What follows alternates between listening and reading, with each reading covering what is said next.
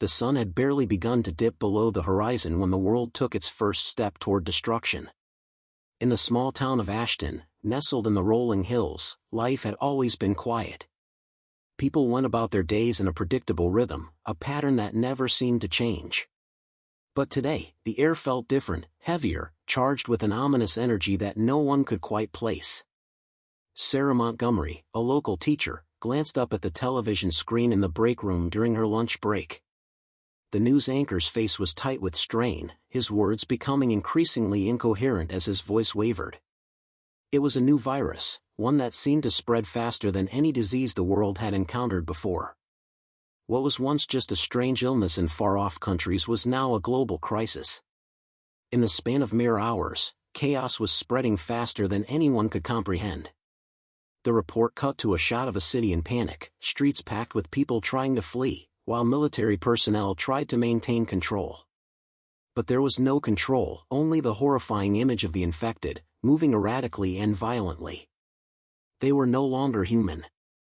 Their once familiar faces had twisted into grotesque, nightmarish versions of themselves. It was only the beginning. Meanwhile, across town, Jason Taylor, an ex-military man who now worked as a mechanic, watched the same broadcast. He didn't panic. Years of combat training had taught him to stay calm in situations like this. He turned to his girlfriend, Emily, who stood behind him, gripping the kitchen counter in silence. "This is bad," he said quietly, the weight of his words settling like a stone between them. Emily looked out the window, her face pale. "What do we do now?" Jason stood up, eyes narrowing. "We get ready. It's not over yet. Not by a long shot." Ashton's peaceful existence was shattered within hours. What started as an isolated outbreak escalated at a terrifying speed. By the time Sarah finished her class for the day, the local police station had issued a curfew. People were instructed to stay indoors, to lock their doors, and to wait. But Sarah knew, deep down, that something worse was coming. No one could just wait for this to blow over. She wasn't naive enough to believe that the military, or even the government, could stop it in time. Sarah's instincts told her to find her family, her younger brother, Lucas, who was away at college, and her parents, who lived in the suburbs. As she packed her bag, her mind raced through scenarios, trying to figure out the best course of action. She knew that if the infection spread like it seemed to be, Ashton would soon be overwhelmed, a ghost town of desperation. The worst part was that no one knew exactly what was happening. How long before the infected could no longer be contained? How long before they started spreading through every major city? The virus, or whatever it was, had no boundaries, no safe zone. The night sky, which was once calm, now felt menacing, an eerie reminder of what was coming. Jason and Emily were already packing supplies. They weren't going to wait for things to escalate any further. There was no point in staying. They knew they'd need to leave as soon as possible. The early reports were already clear, the government wasn't going to be able to help. The military couldn't contain the chaos. And in a town like Ashton, where everyone knew each other, the reality was even worse. How long before your neighbors turned into threats? Sarah called her mother as she stepped outside. Her voice was shaky on the other end of the line. "Sarah, we've heard about the outbreak. I don't know what to do. Your father's already at the store trying to get more supplies, but..." "Mom, don't go to the store. Just stay inside. We'll come for you as soon as we can," Sarah interrupted, her voice urgent. "We're not sure how fast this thing spreads, but I don't want you to take any chances. Your father won't like that. He thinks it's just a scare, something that will blow over. I don't know. Mom, please. Just trust me," Sarah urged. "This is not a drill. Stay inside. We'll get to you." As Sarah hung up, she felt a wave of unease. She had always been the responsible one, the one who looked after everyone. But today, even she felt helpless. She tried to shake it off. There would be no time for doubt. Jason was already pulling up to her house in his truck, a loaded duffel bag tossed onto the passenger seat. Emily, with a grim expression, was right behind him. Ready? He asked, his voice flat. Sarah nodded, locking the door behind her. The truck rumbled to life, and they pulled out of the driveway. The streets of Ashton, normally so quiet, now looked like scenes from a horror movie, abandoned, still, with darkened windows and locked doors. It was as if the entire town had already accepted the fact that life would never be the same again. The first day had been filled with nothing but confusion. The virus was spreading, the chaos escalating. But Sarah, Jason, and Emily were no longer just bystanders. They had made a choice, they would fight for survival. And in the world they were about to enter, fighting was the only thing that would matter. By morning, the calmness that had settled over the town the previous night was shattered. The once beautiful streets of Ashton were now crawling with terror. The first wave of infected had hit the town with brutal speed, making it clear that there was no place safe anymore. The virus, it seemed, did not discriminate. Within hours, the population was decimated, those who had been turned no longer resembling the people they once were. Sarah, Jason, and Emily made their way through the town in Jason's truck, the streets eerily silent except for the distant echoes of chaos. From the back seat, Sarah clutched her phone tightly, still trying to reach her parents. Every call went to voicemail. The sinking feeling in her chest grew heavier with each failed attempt. She knew, without a doubt, that this was the beginning of something irreversible. "Where do we go now?" Emily asked, her voice barely a whisper, her eyes wide with uncertainty. "We head to the outskirts of town," Jason said, his tone calm, but the tension was undeniable.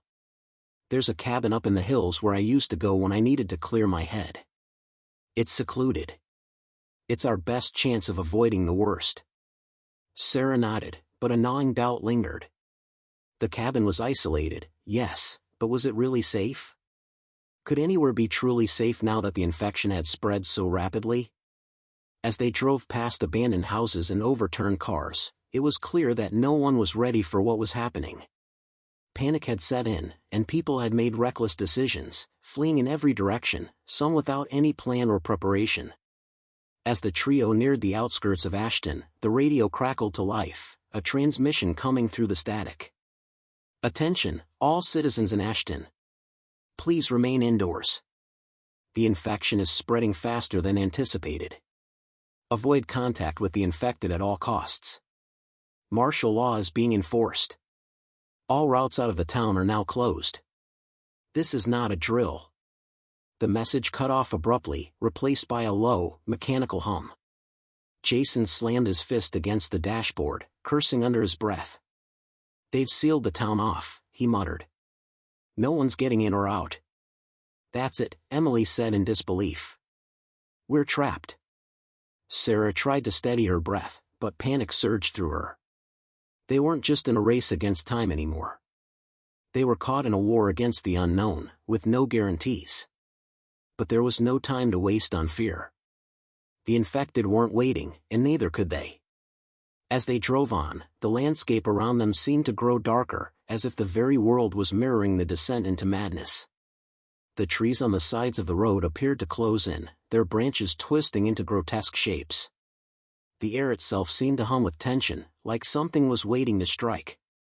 When they reached the cabin, it was as isolated and unassuming as Jason had remembered. Surrounded by dense forest, the cabin was hidden away from the world, for now, at least. It was the perfect place to lay low, but it also felt like a final stop. In the back of Sarah's mind, she couldn't shake the feeling that they had reached the end of the line. They unloaded the truck in silence, each of them lost in their own thoughts. Jason, ever the leader, immediately began securing the perimeter, boarding up windows and reinforcing the doors. Emily moved inside to start a fire, while Sarah tried once again to reach her family. The tension in the air was suffocating. No one knew what was coming next, but everyone felt it, the gnawing uncertainty of the world outside. Inside the cabin, there were no comforts. The sparse furnishings seemed a reminder of how much had been left behind, of the lives that had been disrupted and destroyed. Sarah sat by the fire, staring into the flickering flames, feeling the weight of the world settling on her shoulders. Her thoughts wandered to her parents. Were they okay? Were they still at home, or had they left? The fact that she couldn't reach them only made her worry more. And if they were still out there, where would they be safe?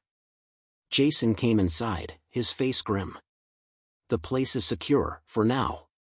But we can't stay here forever. What are we supposed to do? Emily asked, her voice trembling. How do we fight against this? We survive, Jason answered, sitting across from her. We stay smart, stay quiet, and keep moving. He looked over at Sarah, his eyes hardening with resolve. We don't give up. That's how we survive. But Sarah wasn't so sure. The world as they knew it was gone, and the rules of survival had changed. There was no clear path forward, no guarantee of safety. The world was now a dangerous place, full of creatures that had once been people, creatures that could rip apart anyone who wasn't prepared. Survival wasn't just about finding food or shelter anymore, it was about outlasting the chaos. The night fell over the cabin like a blanket of dread. The wind howled through the trees, rattling the windows. Outside, the eerie sounds of the infected could be heard faintly in the distance, their cries haunting the silence. The world was no longer the same, and with every passing hour, the fear grew deeper. But amidst it all, there was one thing that remained, their refusal to give up. Sarah didn't know how long they would be able to hold on. But she knew one thing for sure, she wasn't going down without a fight. And if that meant surviving through the chaos, no matter how impossible it seemed, she would do whatever it took. Because in this world, courage was all they had left.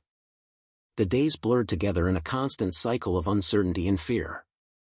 Inside the cabin, Sarah, Jason, and Emily had settled into a new routine. Each morning, they would check the perimeter, reinforce the windows, and make sure they had enough supplies to last through another day. But the unease that lingered in the pit of Sarah's stomach never seemed to fade. The world outside had become a different, darker place, and every night felt like a quiet countdown to something even worse. Sarah couldn't stop thinking about her parents. Every time she tried to reach them, the calls went unanswered. She'd leave messages, but they were always greeted with silence. It was a silence that spoke volumes. Her hope, once a lifeline, was slowly dwindling. She tried not to think about it, to focus on the immediate tasks at hand, but the weight of the unknown was heavy on her heart. One afternoon, after they'd finished reinforcing the front door, Jason pulled Sarah aside. We need to talk, he said, his voice low but urgent. Sarah followed him away from the cabin, to a small clearing near the edge of the property. The trees around them rustled in the wind, but there was an eerie calm in the air. Jason turned to face her, his eyes serious. We can't keep hiding here forever. It's only a matter of time before someone, or something, finds us. Sarah nodded, already knowing what he was about to say. They had discussed it before, in hushed tones, late at night when the fire had burned low. They couldn't just stay in the cabin and wait. They had to find a way to keep moving, to stay ahead of whatever was out there. But the thought of leaving, of venturing back into the chaos, terrified her. What's the plan? She asked, forcing herself to focus. Jason took a deep breath. I think the nearest town might still be holding out. If we can make it there, we might find other survivors. We can't be the only ones left. Sarah's heart clenched at the thought of traveling through the desolate landscape, surrounded by infected, unsure of who they could trust. But the reality was clear, they couldn't stay in isolation forever. They needed answers. They needed people. And maybe, just maybe, they could find a way to fight back. I'll go with you, she said quietly, her voice stronger than she felt. We can't just give up. Jason gave her a grim smile. I knew I could count on you. Later that evening, as the sun set, casting long shadows over the landscape, Emily approached them, her face drawn with worry. She'd overheard their conversation, and her eyes were filled with apprehension. Are you sure this is the right decision? She asked. We don't even know what's out there. It could be worse than anything we've seen so far. Sarah looked at Emily, the fear evident in her eyes. She understood the fear, the uncertainty of stepping into the unknown. But they had to keep moving. They couldn't stay hidden forever. We don't have a choice, Sarah replied softly. We need to find answers, Emily. And we need to find others. We can't do this alone.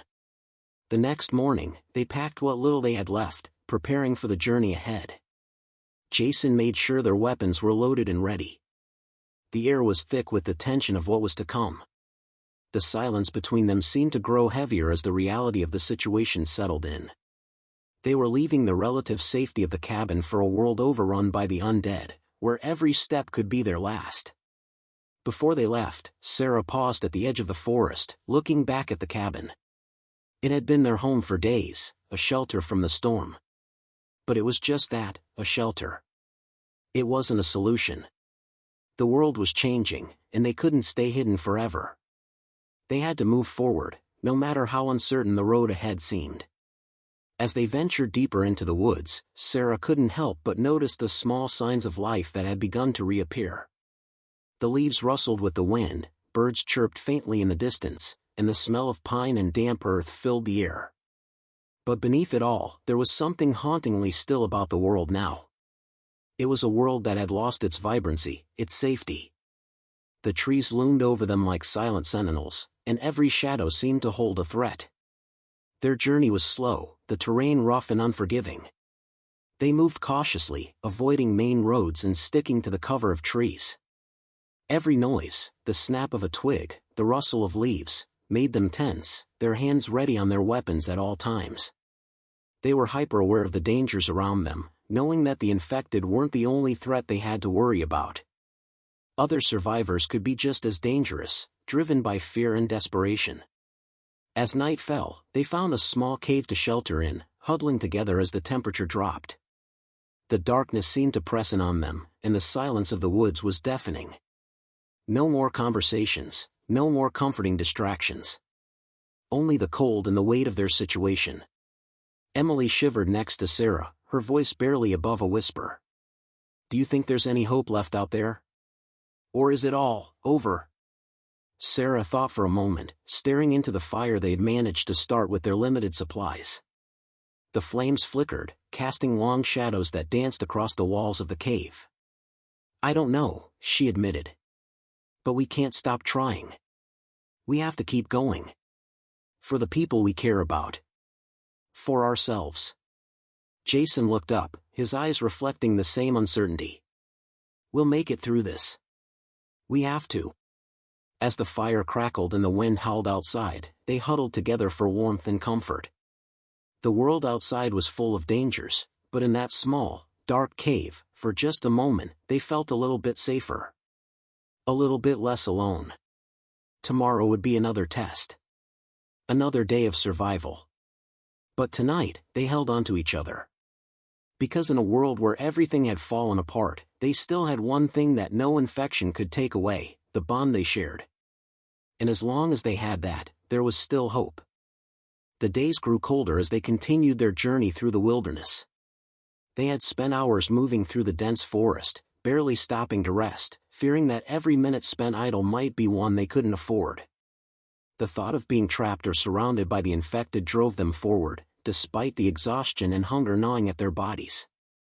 Jason led the group with unwavering determination, but even he was showing signs of wear. His once steady hands now trembled slightly when he reached for his gun, and his eyes were heavy with fatigue.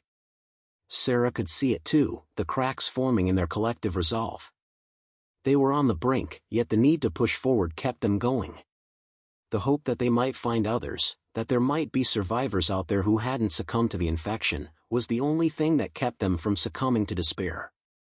Every step felt like a gamble, every corner they turned could be their last. Still, they moved with purpose, staying off the roads and through the thick trees to avoid detection. But as they pressed on, Sarah noticed something. Despite the ever-present threat of danger, there was an undeniable sense of unity between the three of them. Each moment spent together in the wild brought them closer, their trust in one another growing stronger. It was on the fourth day of their journey when they stumbled upon the first signs of life.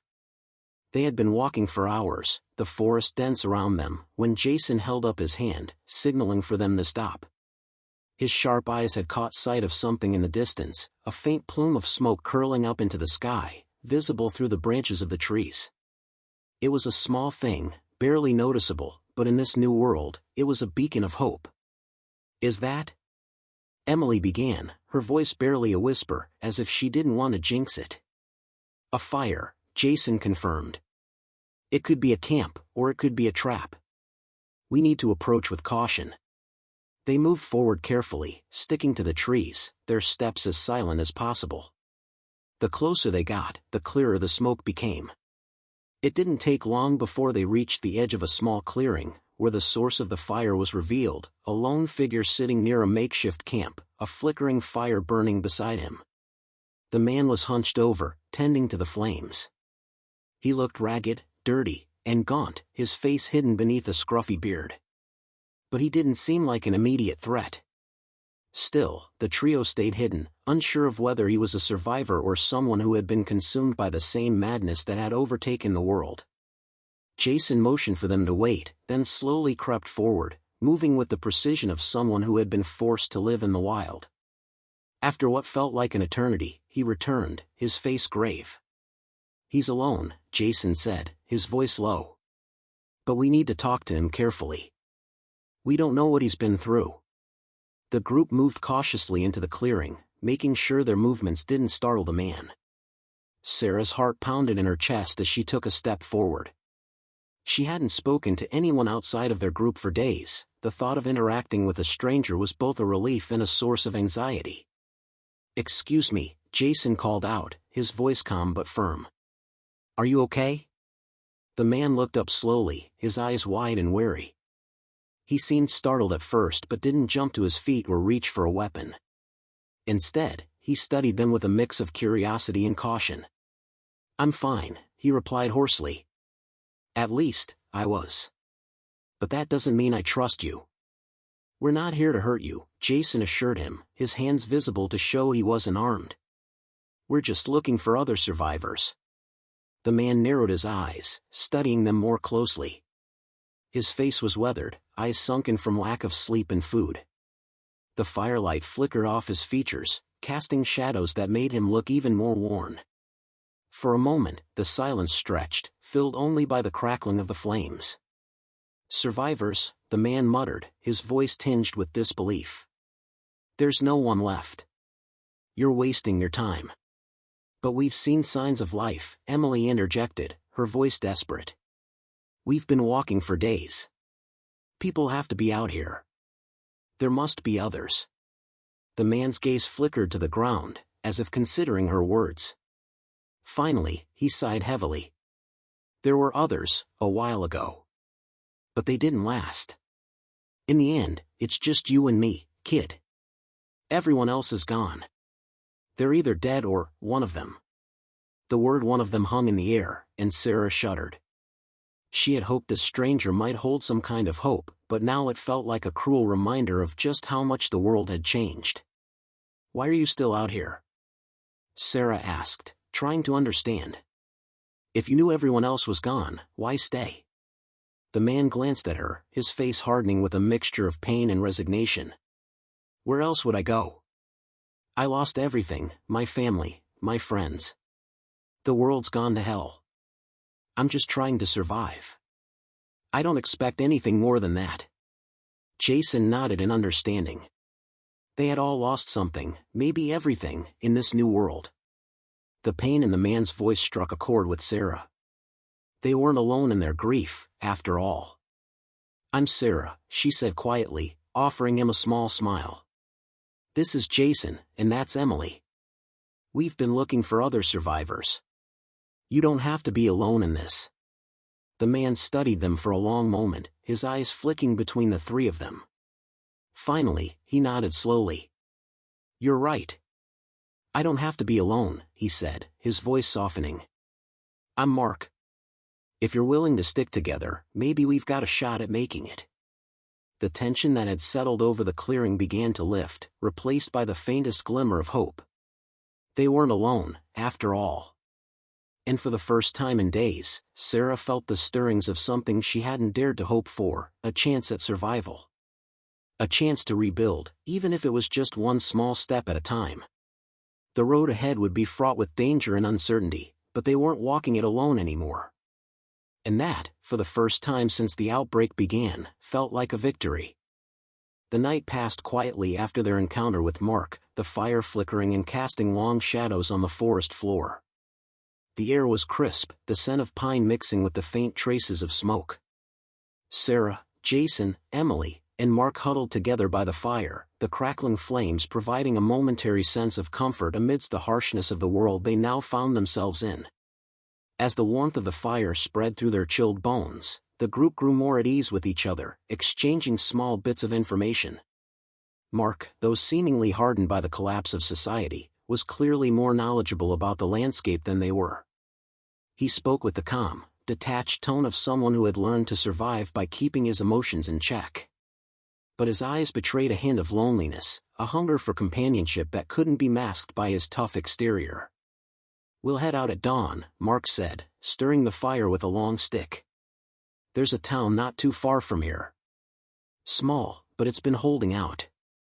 I'll take you there." Jason raised an eyebrow. "You've been there recently?" Mark paused, his eyes narrowing. "No. But I've heard rumors. People have said they're still fighting, still alive. It's the best chance we've got." The promise of a place where survivors still held on, where hope was more than a faint flicker, was enough to push them forward. They had nothing left to lose, and everything to gain. Emily, who had been quiet up until then, spoke up, her voice cautious but hopeful. "Do you think they'll let us in? I mean, if they're still fighting, they might not be so trusting." Mark's lips tightened into a thin line. "It's a risk, sure. But what other choice do we have? We can't keep wandering in the woods like ghosts. We need to find shelter, find food, and, maybe, even find some answers." Sarah looked around at the others, her gaze lingering on Jason, who was looking at Mark with a mix of suspicion and trust. She understood the doubts, the fears of putting their lives in the hands of a stranger. But right now, they had no other options. "All right," Sarah said, her voice firm. "We'll follow you. But we need to be careful. No unnecessary risks." Mark gave a slight nod, the corners of his mouth twitching as though he might offer a smile, but he quickly suppressed it. "Careful's how you survive. I'm not stupid."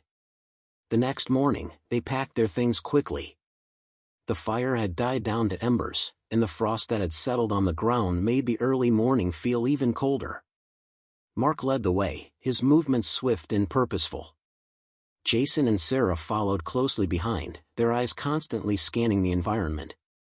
Emily, still adjusting to the harsh realities of their new world, trailed just a little further back, occasionally glancing over her shoulder. The journey to the town was grueling.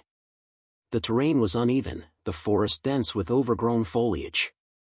As they walked, Sarah couldn't help but notice the lack of wildlife, no birds, no squirrels, no signs of life except for the occasional rustle of leaves or distant crack of a twig. The world, once full of vibrant sound, had fallen eerily silent. It was a place that had been emptied out, a ghost of its former self. As they neared the outskirts of the town, the first signs of human habitation became visible. A rusted street sign barely stood upright, its edges frayed and chipped. The houses, though empty, still showed traces of life, windows cracked open, doors ajar, remnants of old furniture spilling out into the streets. The town had once been a place of normalcy, a place where people lived and worked. Now, it was little more than a decaying shell. "This is it," Mark said, his voice low. "Stay alert."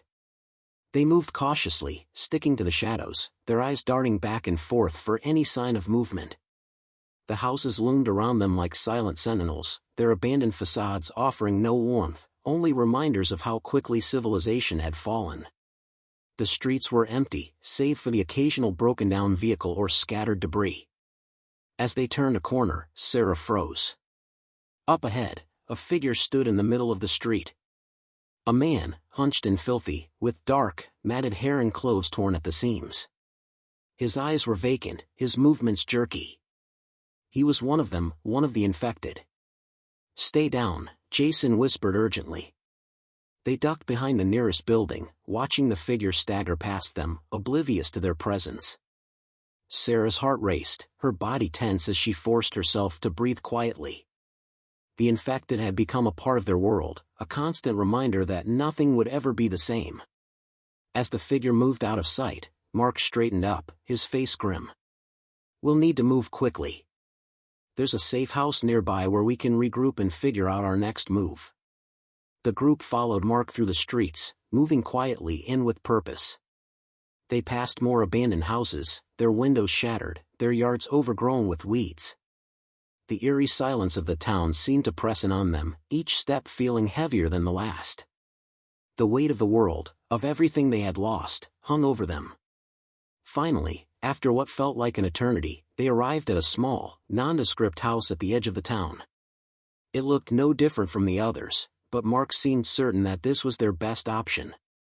He moved to the door and knocked 3 times, a steady, rhythmic tap that echoed in the stillness.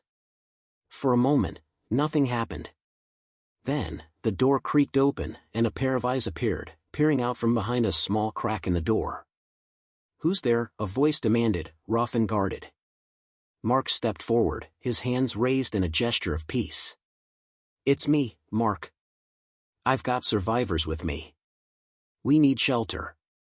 The door opened wider, revealing a woman, her face hardened by the same hardships that had shaped Mark.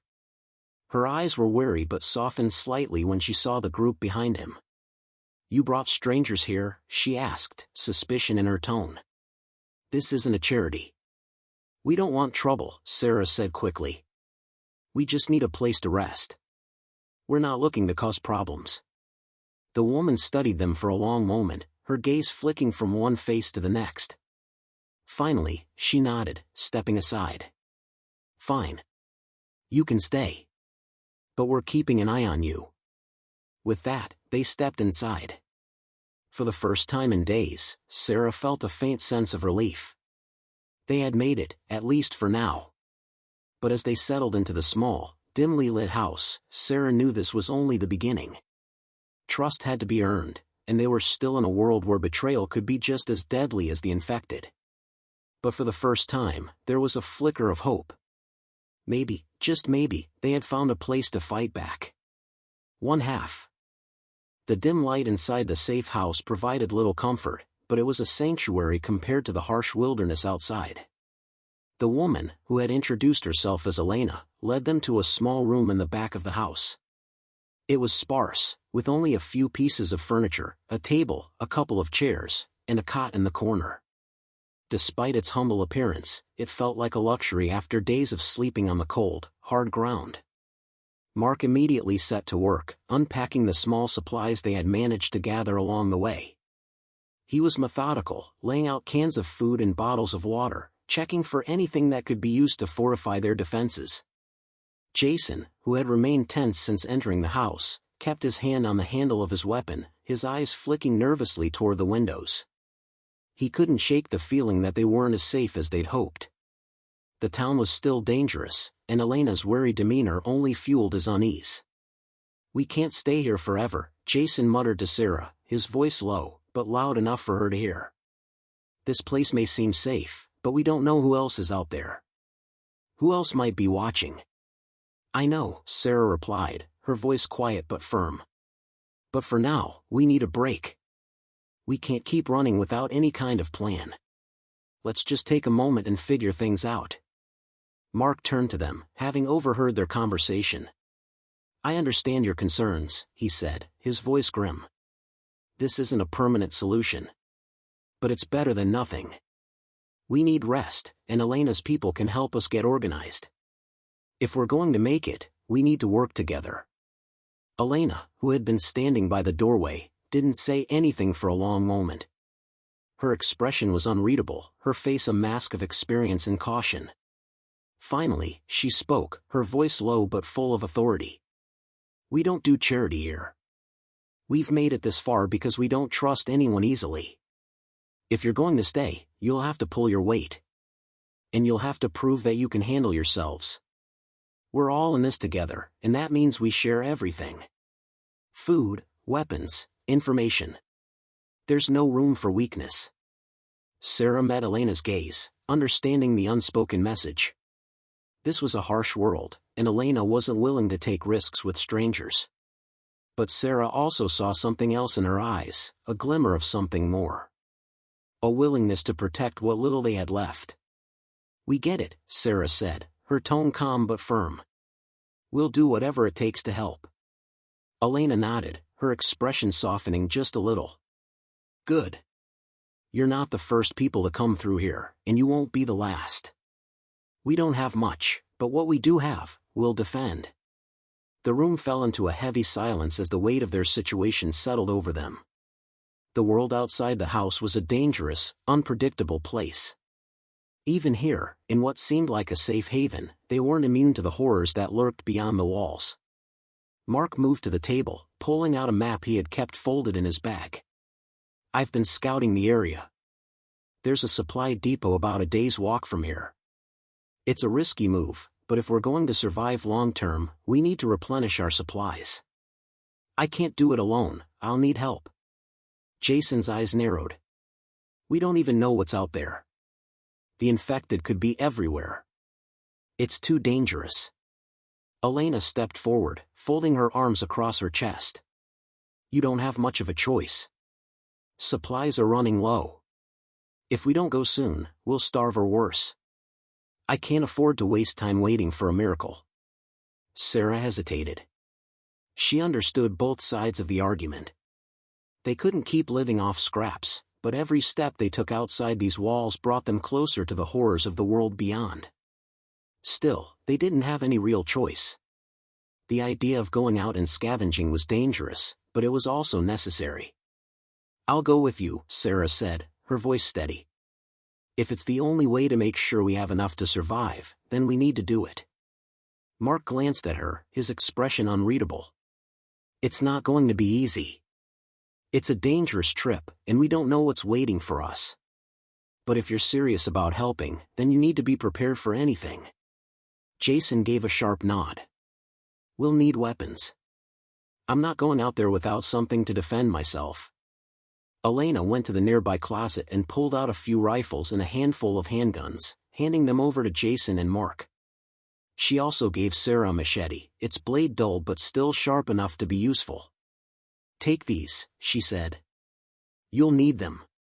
As Sarah took the weapon, she felt the weight of it in her hands, the cold steel a reminder of just how much they had to fight for. They weren't in a world where they could rely on anyone else, they had to rely on themselves. The next morning, the group set out at dawn, the shadows of the trees stretching long in the first light of day. Elena stayed behind, watching them go, her expression a mixture of concern and hope. Jason, Mark, and Sarah walked in silence, the weight of their mission hanging over them. The air was crisp, and the world around them was eerily still. Every step felt like a risk, every sound in the distance made them freeze, waiting for the next threat to appear. As they traveled deeper into the wilderness, Sarah couldn't shake the feeling that something wasn't right. The landscape seemed too quiet, too empty. There was no sign of life, no animals, no sounds of the world that used to exist. It was as if nature itself had abandoned the world they once knew. And yet, there was something else in the air, a strange energy that seemed to be building. It was as if the world itself was holding its breath, waiting for something to happen. Sarah could feel it in her bones. They had to reach the supply depot, and they had to do it fast. Because if they didn't, they might not make it back at all. The journey toward the supply depot was long and fraught with tension. The forest that had seemed serene and comforting in the past now felt like a maze of danger, its dense trees casting shadows that stretched unnervingly long as the day wore on. The trio moved cautiously, eyes darting constantly to the horizon, aware that every step brought them closer to both hope and peril. Sarah's mind raced with 1,000 thoughts, the weight of their survival pressing down on her with each step. She gripped her machete tighter, the cold steel reassuring in her palm, but the uneasy silence of the forest gnawed at her. It felt wrong, as if the air itself had shifted, becoming thicker with every breath she took. Jason, walking ahead, his rifle slung across his back, kept looking over his shoulder, his expression tense. "We should have reached the depot by now," he muttered, his voice low and filled with suspicion. "Something doesn't feel right. Why hasn't there been any sign of infected?" We should have seen some by now.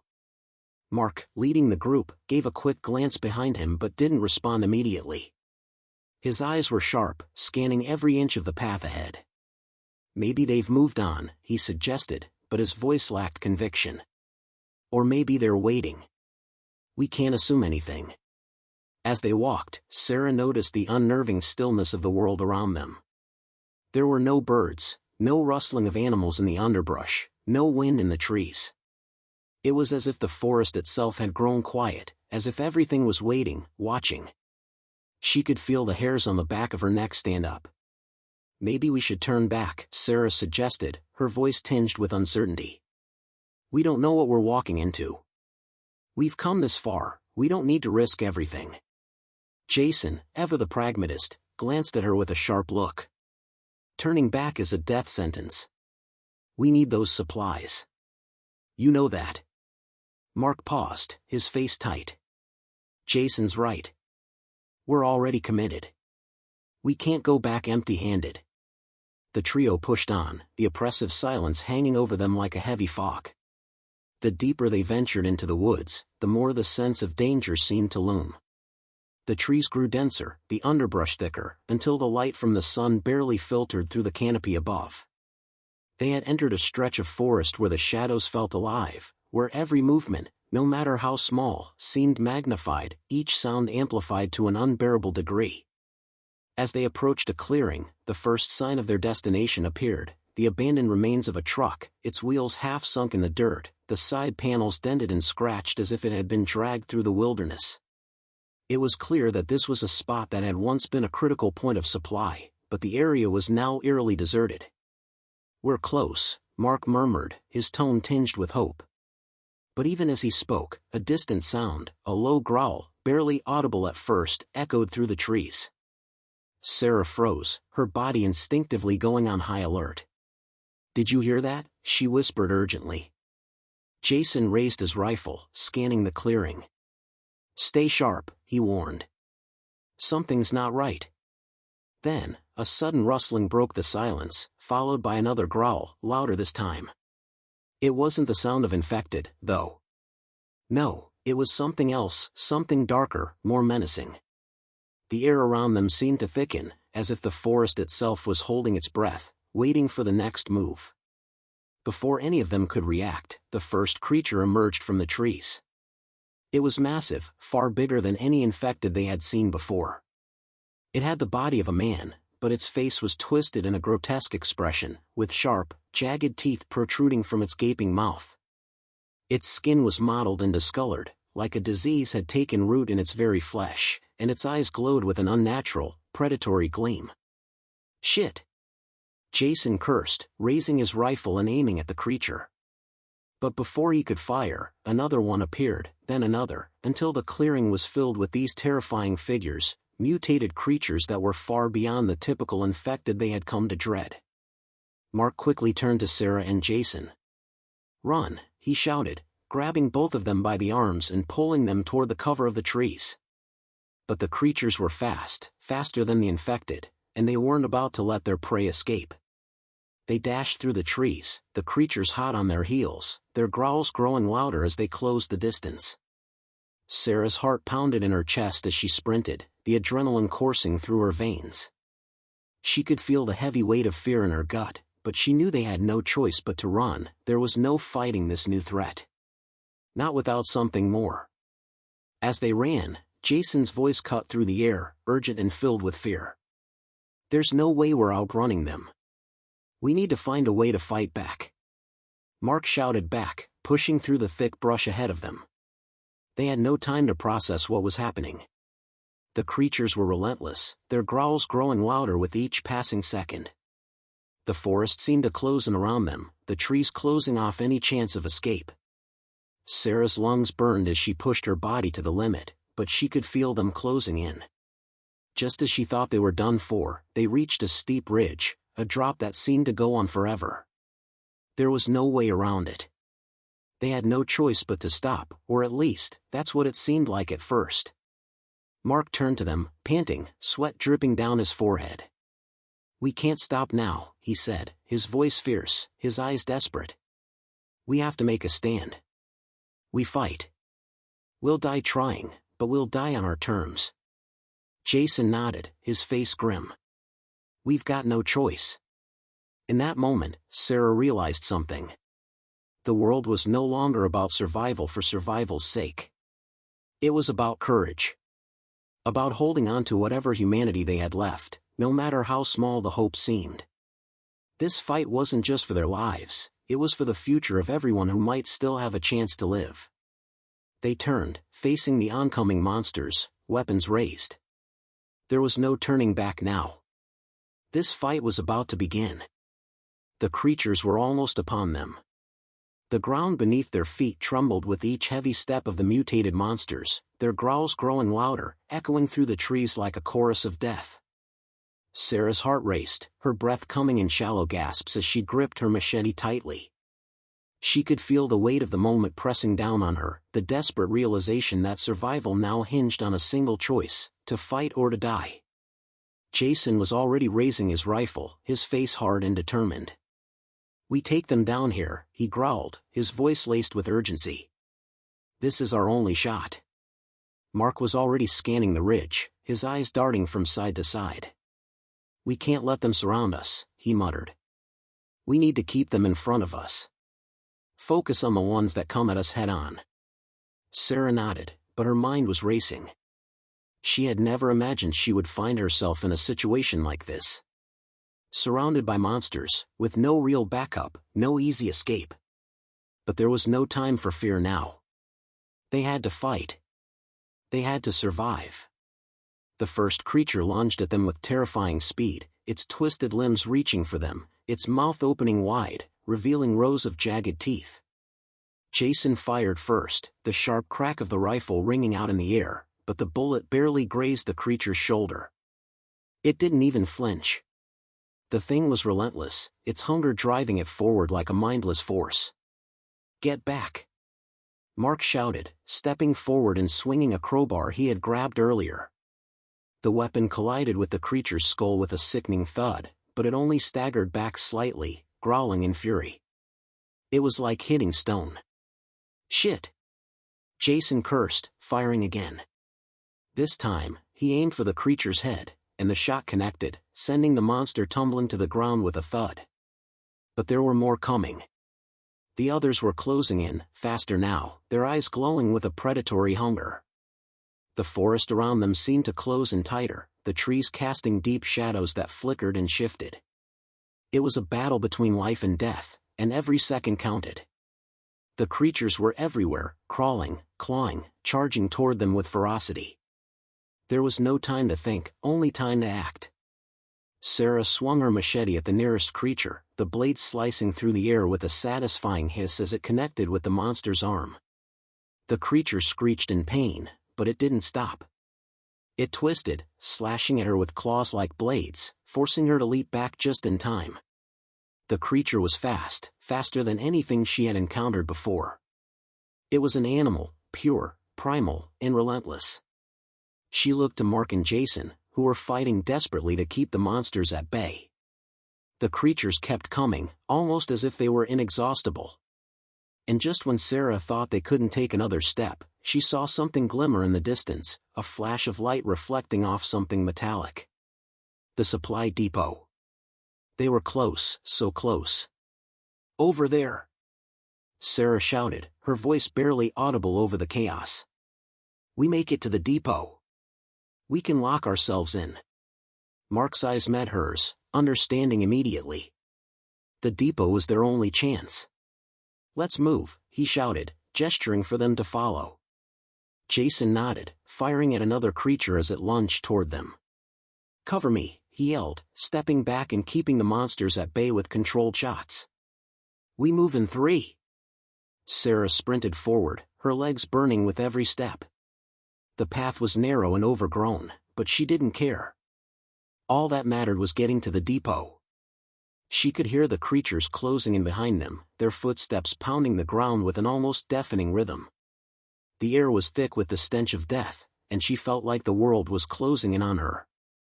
Just as she reached the edge of the clearing, she saw the supply depot in full view, a dilapidated warehouse with broken windows and rusted doors.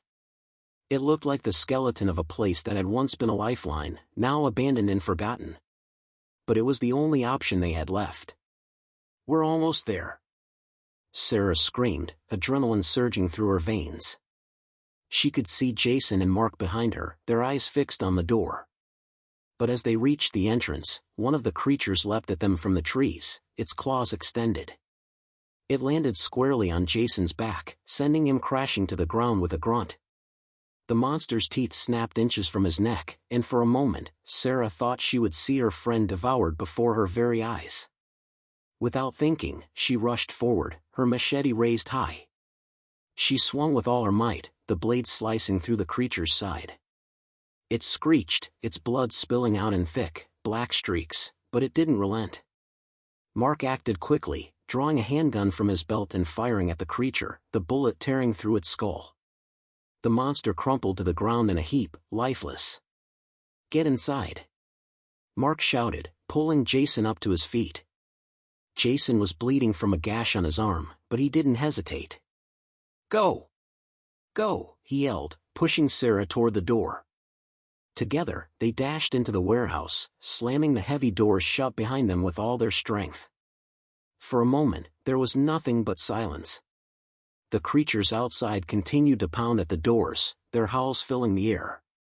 But they were safe, for now. Inside, the group took a moment to catch their breath. Sarah collapsed against a rusted pillar, her heart still pounding, the adrenaline slowly fading from her system. "We made it," she breathed, her voice hoarse. "We're alive." Jason, looking pale but determined, glanced around the warehouse. "We're not out of the woods yet. This place could be crawling with more." Mark nodded, still holding his gun at the ready. "We'll have to fortify this place. There's no way we're getting out without supplies, but it's not going to be easy." For a long moment, they just stood there, catching their breath and staring at the door. The weight of their situation had never been so clear. But despite everything, the monsters, the challenges, the uncertainty, there was one thing Sarah knew for sure. They hadn't given up. They hadn't lost hope. And no matter what, they would keep fighting.